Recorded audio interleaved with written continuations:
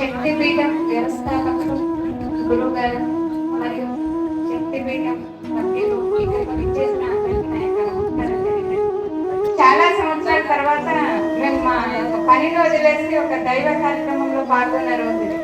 శ్రీమాత్రే నమః, శ్రీమాత్రే నమః, శ్రీమాత్రే నమః.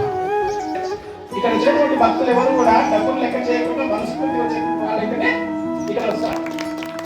శ్రీమాత్రే నమః. ఒక ముఖ్యమైనటువంటి ఘట్టాన్ని పెట్టుకున్నారు.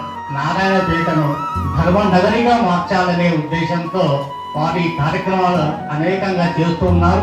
ఇక ముందు కూడా ఇటువంటి కార్యక్రమాలు దిగ్విజయంగా చేయాలని వారికి అమ్మవారి యొక్క ఆశీస్సులు ఉండాలని మనస్ఫూర్తిగా కోరుకుంటూ నేను పెద్దజెట్ల గ్రామం నుంచి వచ్చినాను. కానీ మా ఊరు నుంచి ఆ టైంలో రావడానికి ఎలాంటి సౌకర్యం లేదు. సో అక్కడికి మా సార్ ఇంకా బయట నుంచి చిన్న జట్లకు వచ్చేసరికి బస్ మిస్ అయిపోయింది.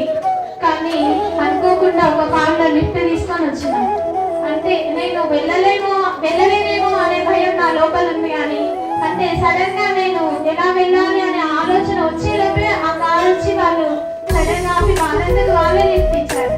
నాకు అప్పుడు అనిపించింది అమ్మవారి నిజంగానే అమ్మవారి కృప ఉంది కాబట్టి నేను అమ్మవారి దగ్గరికి వెళ్తున్నాను అని అనిపించింది. శ్రీమాత్రే నమః. స్వామీజీ ప్రవచనాలు విన్న తర్వాత నాలో కొంచెం అనుభవం చేరింది. కానీ వచ్చినందుకు నది స్నానం కానీ ప్రవచనాలు కానీ స్వామివారి కళ్యాణం కానీ దగ్గర నుంచి మంచి చూసాం. ఇంకొక విషయం, అసలు నేను ఒకటేసారి ఇంతగానం పంచలక్ష పరుస్తాను నా జీవితాలు ఏదో మొదటిసారి అది స్వామి గారి నుంచే తీసుకుంటా.